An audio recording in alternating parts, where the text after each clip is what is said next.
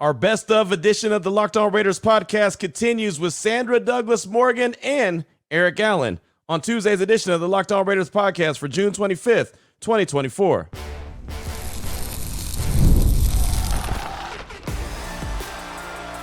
You are Locked On Raiders, your daily Las Vegas Raiders podcast, part of the Locked On Podcast Network, your team every day. Welcome in, Raider Nation, to another edition of the Locked On Raiders podcast. Thank you so much for making the show your first listen of the day. Make sure you subscribe or follow for free on YouTube or wherever you get your podcast to get the latest edition of the show as soon as it becomes available. As always, if you're giving us a look on YouTube, we know we appreciate that. The show grows each and every day, and that's because of you and my man, Ari. Ari does a fantastic job making sure we're on YouTube looking good and sounding good. We shout him out. We appreciate him. He's on Twitter at Ari Produces. I'm on Twitter as well, at your boy Q254. I'm also on vacation, so no calls or texts on today's edition or the rest of the week. We will get back to calls and texts coming up on Monday's show as we'll get back to live action. But this is the one downfall when you take a vacation is that you got to still have a show. So you got to have the best of edition. And the good thing is that I've been blessed to have an opportunity to catch up with a lot of Raiders in the community at a lot of different events on my radio show, Unnecessary Roughness on Raider Nation Radio 920. So I have plenty of material, and hopefully you enjoy it. Anything that you may have missed in the meantime, in between time,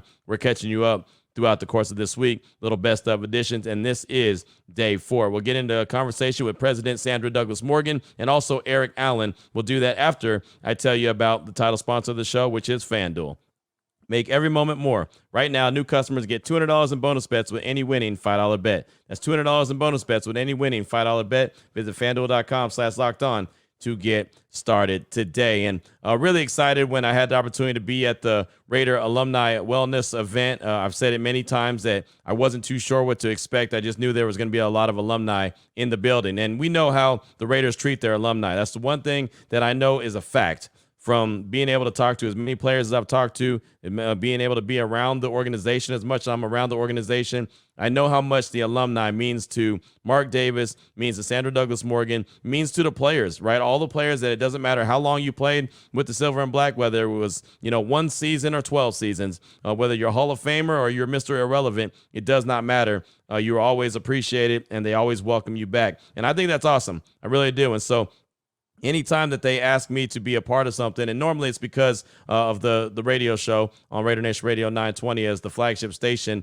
for the Silver and Black, it's just been a blessing since I've been here in Las Vegas for that exact reason, right? Just being able to have that affiliation. I've learned a lot. I've been around a lot. I've seen a lot. And just to be able to have the up close and personal coverage of the team has been fantastic. But at this event, man, we had so many different players that I had an opportunity to talk to, and so many different players that were there that I didn't get a chance to talk to, but just being at the event. Jacoby Ford was in the building. Jay Schrader and Nick Bell was in the building. Marcus Allen and Tim Brown, Ryan Hogue, Ira Matthews, Orrin O'Neill, Bill Romanowski, and the president, Sandra Douglass Morgan, who has been awesome, as the president of the Raiders. And, I remember when she she got that title when she was hired to be the president. A lot of people had questions. Well, who is she? And I kept saying she is someone that's actually overqualified to be the president of the Raiders, right? She should be, running for office or something. I mean, that's just how qualified she is. But over the time period that she's been the president, it's been great to see her out and about around town. It's been great to see her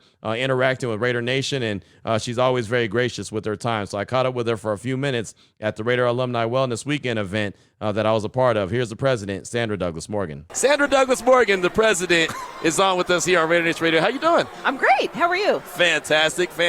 And I had no idea what this event was going to be like when I sat down and started doing the show, and it's been fantastic. And I'll tell you this, every player that I've talked to has been so appreciative of the organization. So that's got to mean a lot. Absolutely. It means a lot. As Mark often says, the alumni are the life and blood of the organization, and so it's important for us to make sure that we wouldn't be where we are if it wasn't for them. And it's really a kudos to the entire alumni team for developing this. This is kind of their brainchild. It's our first alumni. We like to say inaugural because we know we're going to continue doing this. And I think it's just been such an incredible turnout and a good feeling and a good vibe, as you said. And just kind of, being able to now be here and see everyone. Yeah, it's been a lot of fun. And on top of that, it's, mental health wellness, right? I mean, and so that's so important. And so for these guys that were our heroes to be able to say, hey, I need this, and this is going to help, that's got to mean a lot to the organization to be able to keep their guys and try to get them in the best place possible. And yes, and as we know, as I know, and I'm sure a lot of people listening, healthcare is challenging, right? To scheduling appointments, just getting there, finding the time with all the other things we have going on in our lives. From a personal note, my husband's played not for the Raiders, but he's definitely a Raider now.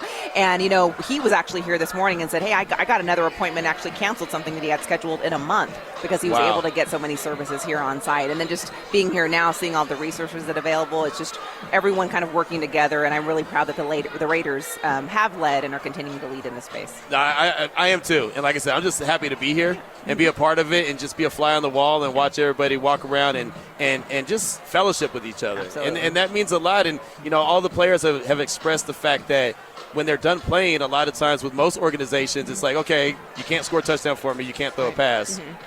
Not really useful to it, but the Raiders never did that. Never allowed that to happen. Never been a what have you done for me lately kind of thing. It's as you know, once a Raider, always a Raider.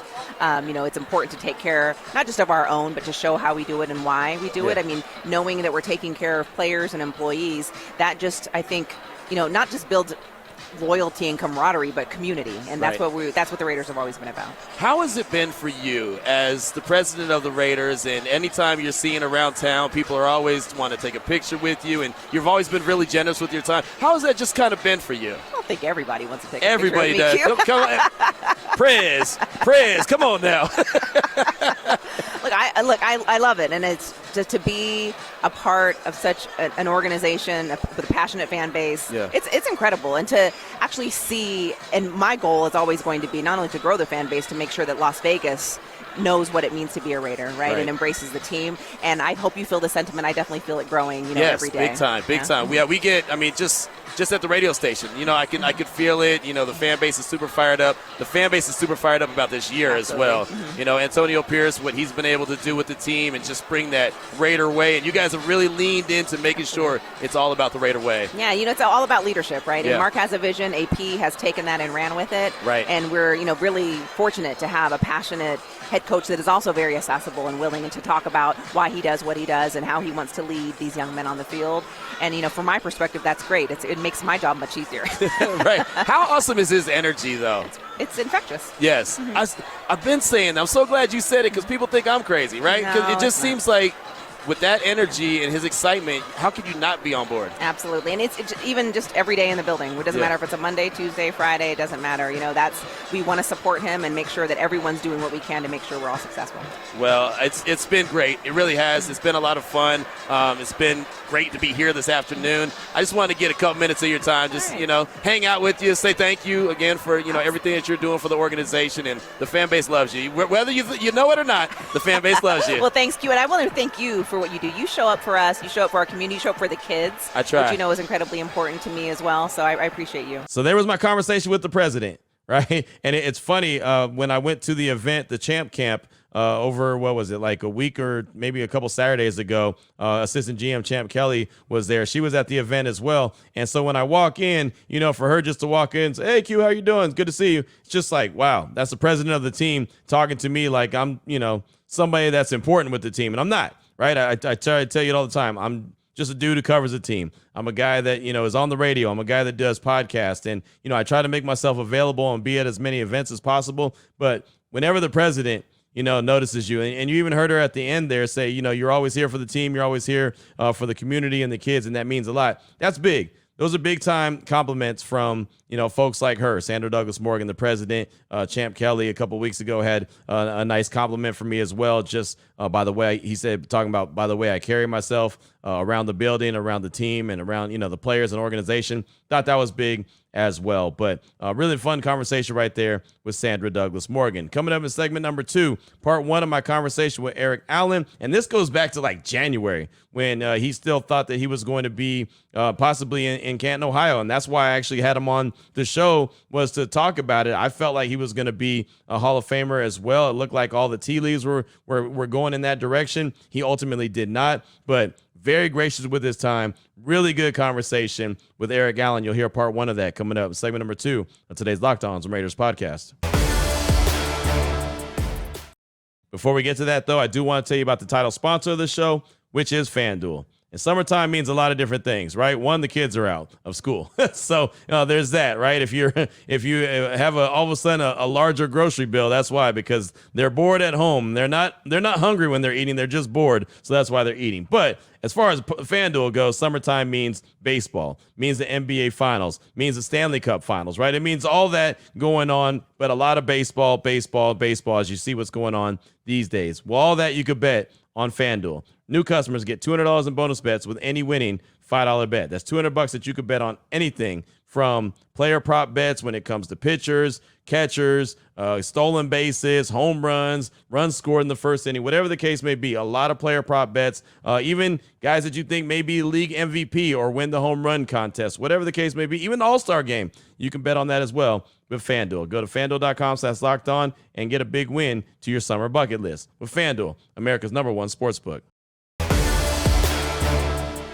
All right, Raider Nation, here we go. Segment number 2 of today's Locked On Raiders podcast. Want to take you all the way back to January. Want to take you back to a conversation that I had with Eric Allen, and you'll hear the conversation that we have. But we've had a really good camaraderie for a long time, well before I ever got to Las Vegas. Just a guy that I knew when he was playing with the Raiders, because we get our haircut at the same spot there in Hayward, California at Gums Barbershop. So me and EA go back a lot. Obviously, he was a big-time defensive back, one of the guys I enjoy talking with all the time whenever I get a chance to, anytime I see him, and he's always very gracious with his time. Well, he was very gracious on Raider Nation Radio 920 as we were preparing, potentially thinking that he was going to have a chance to be a Hall of Famer. He was one of the finalists, so we thought he was going to get in. He ultimately didn't. But part 1 of the conversation, we start talking about him being a finalist for the Hall of Fame and when he found out about it and how he was feeling. Yeah, it's been, we've known about it for, probably like 3 weeks at this point. And I tell you, just the continued support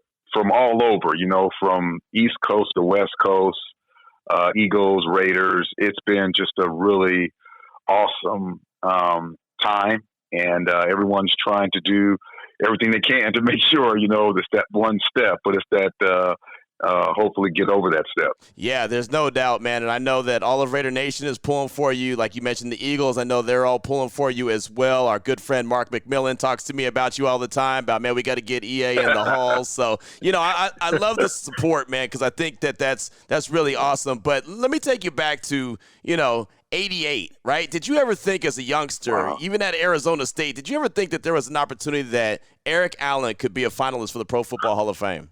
Wow, you definitely take me back. No, there's no way, man. I'll tell you a quick story. And when I was in college, we had a year where it was a strike, and some of the players had came back to school to work out. And we had a safety who was, a 2-time All-American. His name was David Fulcher, played years for the Cincinnati Bengals, and I think maybe finished his career playing linebacker with the Raiders. But when he came back, he told us, he said, man, there's guys on our team, the Bengals right now that you guys, are better than. Wow. And we could not believe it. We were just like, what are you talking about? Those are guys we see on Sunday. There's no way.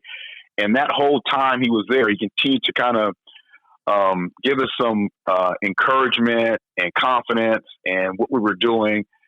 And so from that point on, your workouts change a little bit, because now it's not that you didn't work out hard. It was now the focus on, man, I just want to get a chance. Someone give me the opportunity, and I'll make it happen for me. So, David Fulcher, I give him a lot of credit coming back, and it just wasn't me. It was a couple guys who were on our team who we gave encouragement to and confidence. And from that moment on, Q, it was like, hey, I just want to get an opportunity, get drafted. But before that, Q, I really just wanted to work for ESPN.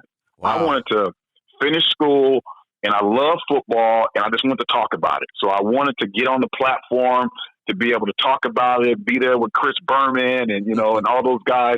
That was my dream, Q. Wow. Until David came basically and said, hey, man, you guys can play in the league. That's awesome. That really is. Again, we're speaking with Eric Allen. He is a finalist for the Pro Football Hall of Fame here on Raider Nation Radio 920 Unnecessary Roughness. So let me ask you this question, because I know when guys work and when guys grind and when guys are at the top of their game, sometimes you can get that fatigue or you can get that burnout. What was it for you that kept it going, that kept that fire burning? I was thinking about this today, and Q, I'm not sure if I've ever ran into a person who loved football more than I did. Nice. I mean, I enjoyed practice. I enjoyed meetings, preparation, the whole week leading up to it, the off seasons, getting ready for it, the games, the locker room. I mean, I didn't want to let the person, when I first started, Roynell Young, who had been in the league for a long time, I didn't want to let him down, right? I wanted to be on the other side, and, you know, guys who were early in the season, they were throwing the ball at me, and I was like, hold up, man. You know, you guys are not going to be just throwing the ball at me. I'm going to pick some off here and make you swing it back to Roynell. But he took me out to teach me kind of how to be a pro, how to prepare, study, and I just didn't want to let him down, didn't want to let the fans down. But I enjoyed playing, and I enjoyed just being out there and performing on Sunday, whether I was in, you know, Philadelphia or in Oakland. Yeah, that's awesome. Again, Eric Allen is our guest here on Raider Nation Radio at 920. You know, it's funny. I tell the story all the time when me, you, and JT were doing the day at where the Raiders facility where we were talking the content day. Yeah. And we were sitting down with Jacoby Myers, and you asked him, how do you get open? And he was like, oh, I just do. And I could see that fire in you. You're like, wait, hold on, man. I do film. I'm a DB. I'm going to D you up. And it's almost like you almost put the cleats back on and was like, all right, let's line up. I can feel it coming out of you, man. Yeah, Q. Those are the great times we have, and not everyone could be in that space where we're able to talk to these great athletes and kind of banter back and forth with them and ask those great questions. And they kind of they're loose enough to kind of get back at us a little bit. But that's really what my game was about, man. Every week I would watch film, and if, you know, Michael Irvin or Jerry Rice had a problem with a certain player who had a certain technique, I would adapt my style from week to week. And I think that's the thing that I really enjoyed about the game is one week I would play like I was Darryl Green. The next week I'd play like, you know, I was Rod Woodson. And so after a while, you start to really get a great idea of, you know what, it's better for me to adapt weekly to what the guy is having issues with rather than just play one way, whether to press or play off. I'm going to be multiple. I'm going to move. I'm going to check out the quarterback. I'm going to even go as far as in the off season. If there's a dominant offense, I'm going to be a receiver in that offense. So there were some times early in my career where we would play the 49ers earlier in the season. So that whole offseason, Q, I would run routes like Jerry Rice. So I would be in the West Coast offense. We had a coach. His name was Peter Genta, great guy. He was an offensive guy in college, came to Philly and was a assistant defensive back coach. And in the offseason, we would just go through the West Coast offense. So he was like, man, the first 15 plays are scripted. And then I would kind of break down, all right, in those first 15, how many plays are Jerry going to get? You know, how many passes? Well, he'll probably get 3 or 4 to get him started. You know, he wants to slant, the backside out. So I would study all that stuff. So I'd be at the line of scrimmage, and I'd be like, okay, Jerry hasn't gotten the ball yet. I'm on the weak side, you know, of a pro formation, and they're going to throw the slant. So I'm just going to jump it, you know. And so I would go in and jump the route. I'd get a knockdown or a pick, and either Steve Young or Montana would look at me like, what are you doing, dude? So yeah, that's what I enjoyed about the game. Talking right now with Eric Allen. He has a finals for the Pro Football Hall of Fame. We're here on Raider Nation Radio 920 Unnecessary Roughness. Well, you got a lot of picks, man. 54 career interceptions. I got to take you back to 93. And 93, you had that 94-yard pick six off the Jets Boomer Esiason. But I'm sure you still think about that one to this day. That's got to be one of the favorites. Yeah, it is. I have a huge cartoon picture that someone gave me a long time ago, and it has this character of me making these spins and all this stuff. And I think still to today, Boomer's still mad at that. I mean, and that play, Q, took me right back to Valencia Park, Pop Warner, right here in San Diego. You know, when you catch a ball, you're just trying to spin. You're just trying to get to the house. You're just trying to get to the touchdown, whether it's I grew up on 42nd and Ocean View, and we had a bunch of guys, right? Older, younger, and for the younger guys to play with the older guys, I mean, you had to do some stuff, right. you know. And so that's kind of what it went back to, man. It was an awesome opportunity to make a big play, and unfortunately that day, our quarterback, you know, the great ultimate weapon, Randall Cunningham, had tore his ACL. And that was, I think, his second ACL. And so it was a situation where, you know, I'm running into the end zone, you know, kind of doing my high step, and I see him in the tunnel on crutches. So I hand him the football. So it was just a really good, a good opportunity to make a big play. And then Randall coming out of the tunnel for me to hand it to, and was the perfect icing on the cake. So I got to ask, EA, what would it mean for you? What would it mean for your family to get that call from Canton, Ohio? Yeah, Q, big family, you know, personal and football family. Mm-hmm. And that's, you know, football has been in my life longer than I've been playing since I was 6 years old. And every year since then, football's been a part of my life, either playing, coaching, and fortunately the last, you know, 20-something years in the media. So it's been a long-lasting relationship, and it's not always been great. You know, I'm not always the team that finishes last, but to get this great honor and to be there with, you know, Charles Woodson and Michael Haynes in prime time, man, it would be a dream come true for me. I can imagine. I really can. Just those names right there just give me the chills. And, you know, I remember watching you play, and man, I remember, and I tell people this all the time, EA, man. I tell them, I said, look, that was my homeboy before we even, like, worked together, man. We used to go and get our hair cut at the same barbershop in Hayward, California, man. Gums Barbershop. That's right. So, you know, that's right. Old times. Yeah, man, it's so funny. When I got here in Vegas, I went back to the Bay for something. I think it was the Raider-Niner preseason game, and I went to Gums, and I had Gigi cut my hair, and I said, Gigi, you won't believe it, but I work alongside with EA, with Eric Allen, and she just started going on, and man, you guys used to come in the shop all the time, and his son would be with them. I was like, yep, exactly. And so I know it's a family thing, but EA, for me, it's really like a family thing, because I feel like me and you have gone back for so long. Yeah, and that's the two fan bases, the Eagles and Raiders, are like that. You know, they grow up with certain players, and you're at restaurants, and you still kind of get that family type of feel. And that's what I really enjoy about being a part of this Raiders organization, is like you have friends that some of them you know, some of them you don't know, some of them from the past, some of them just made, but it's all the same. Right. And we always talk about once a Raider, always a Raider. It's just a outstanding point, and something that is definitely true. So there was part one of the conversation with Eric Allen. Unfortunately, he did not make it into the Hall of Fame. I know it would mean so much to him if he had an opportunity to do that. Obviously played a very long time in the league, did some great things with the Philadelphia Eagles, did some really good things with the Silver and Black as well, and now is part of the, you know, the broadcast crew. Him and JT, they do the pregame show. He's always around the facility, and like I said, he's just one of those dudes that ain't chance you get to catch up with him. He's really good to talk with. So coming up in segment number 3, part 2 of my conversation with the great Eric Allen.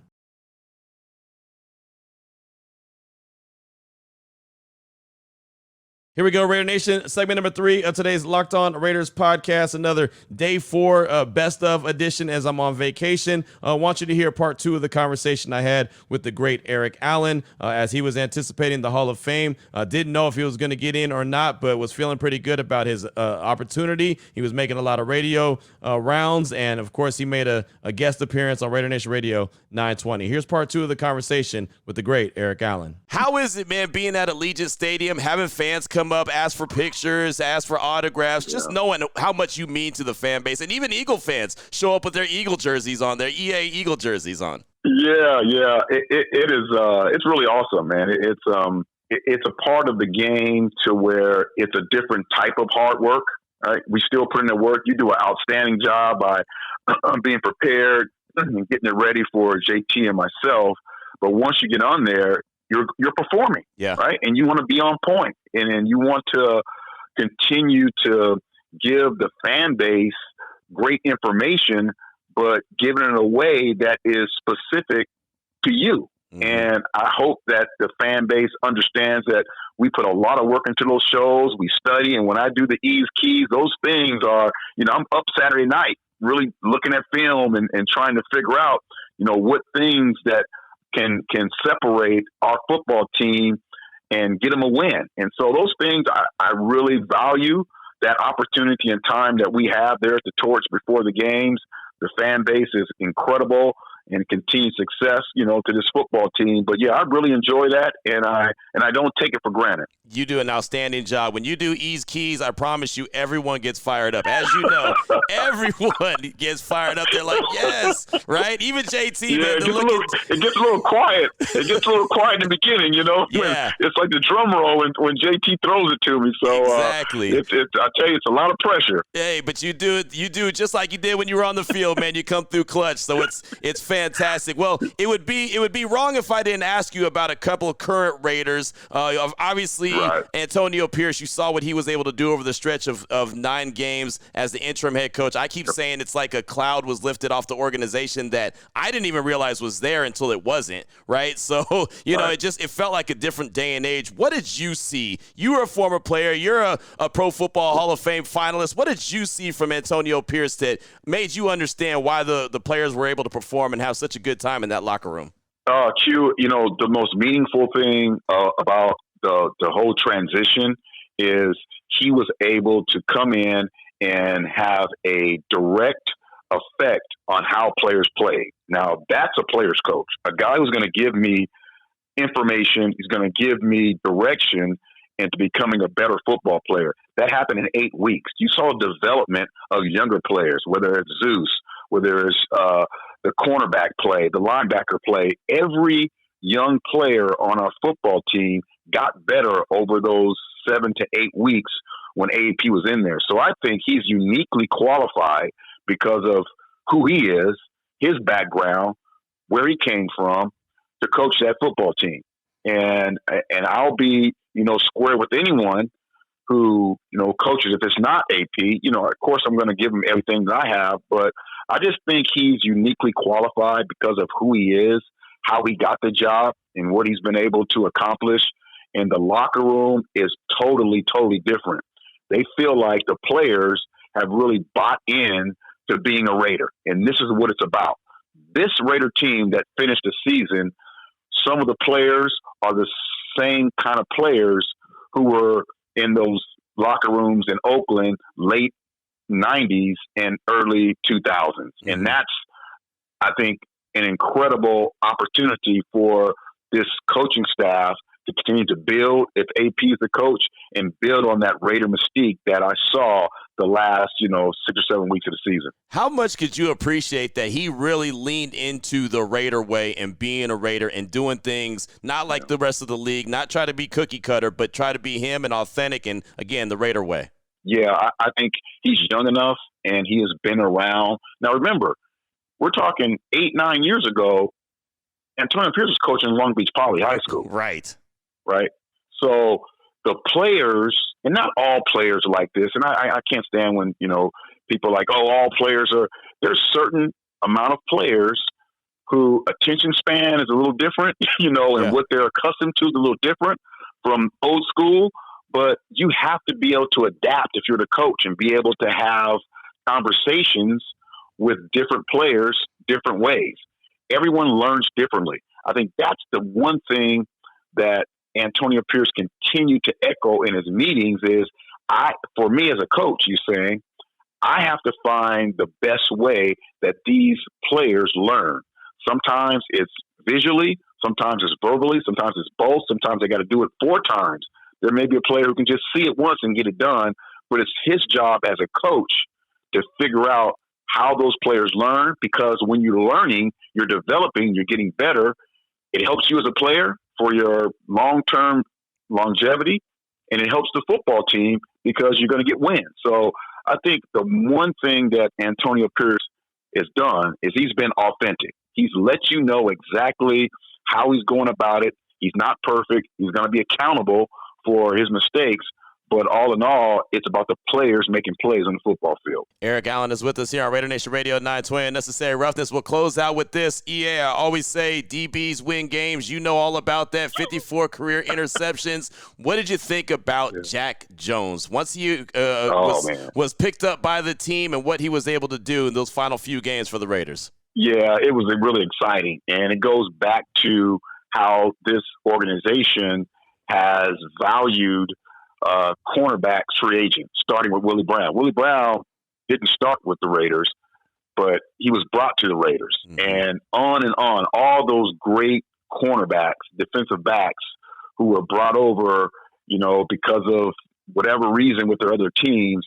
And Jack has really splurged and really had an outstanding effect on this football team because he's a really good athletic cornerback, but more than that, man, he's a smart guy. And he understands setups. He understands route recognition. And that's why he was to have those major impacts in the game because he kind of understands the game, looks at it a little differently than just saying, hey, I'm just going to go up and bump and run this guy. He's all over. He's great movement, great ball skills, but more importantly, I think just his IQ of the game is at the top right now. We have a young cornerback who we can build this defensive secondary around. And as long as we have our guy, Matt Crosby, up there eating, I think we're in a really good spot to have, that front guy and Max Crosby with Malcolm Coons coming off the other edge. And then we have Jack in the back end and kind of build around that. And that's the makings of a really solid defense. It really is. And I'm glad you said about Jack Jones and his, football IQ and just how smart he is because a lot of people will hear him talking trash and see him, taunting Patrick Mahomes on the way to the end zone. But EA, man, this guy studies films, understands it. I mean, he is really a legit student of the game. Yeah, he is. And, that talking smack stuff, it's respected when you show results. Right. So I'm pretty sure, his rookie year, he had some big time plays. It's just that the coaching staff in New England, for whatever reason, couldn't understand, hey, how do we develop this young man on and off the football field? And that's kind of what I'm talking about is AP is uniquely qualified to be able to sit down with Jack Jones and say, hey, man, here's how we have to get it done. I love your energy. I love your tenacity, but here's how you make these things happen. It's not all about just jumping a route. We don't understand why you jump this route. And those are the things that are going to keep that young man in the National Football League, and that's going to make sure that we, as Raider Nation, have another outstanding, top-notch corner playing that position. No doubt, man. No doubt. I get excited when I see Jack out there, but I'll tell you, man, all of Raider Nation was excited when they saw EA out there, when they saw Eric Allen out there. You were, man, you were the guy. You know it. There's a reason why you're a finalist for the Pro Football Hall of Fame, man. Look, I say we all have your back, and when I say we, I mean all of us, man. Raider Nation, I know the Eagle fan base does. New Orleans, everywhere. Arizona State, everyone's got your back. Everyone's rooting for you, man. Thank you so much for giving me some time, and I want to hang out with you in Canton, Ohio when you get that call. Oh, yeah, for sure, man. All of Raider Nation, the Birds, everyone will be there. But, man, I really appreciate you giving me the opportunity to kind of spend some time with you on radio, man. You do a great job, Q, and I'll always be listening to you, my man. So there's my conversation with Eric Allen right there. Hopefully you enjoyed that. Not only that conversation, but the conversation I had with Sandra Douglass Morgan as well, the president of the Silver and Black. As we continue on with our Best Of series, we've got Day 5 coming up tomorrow for Wednesday, and we'll get into it. We'll have some really good stuff. Haven't decided what it's going to be yet, but we'll have some really good stuff, some interviews that I had an opportunity to have throughout the course of the year, the past few weeks, whatever the case may be. It'll come up in the Best Of show coming up on tomorrow, which is Wednesday. Until then, Raider Nation, take care of yourself, take care of your family, love on your family. Most importantly, as always, just win, baby.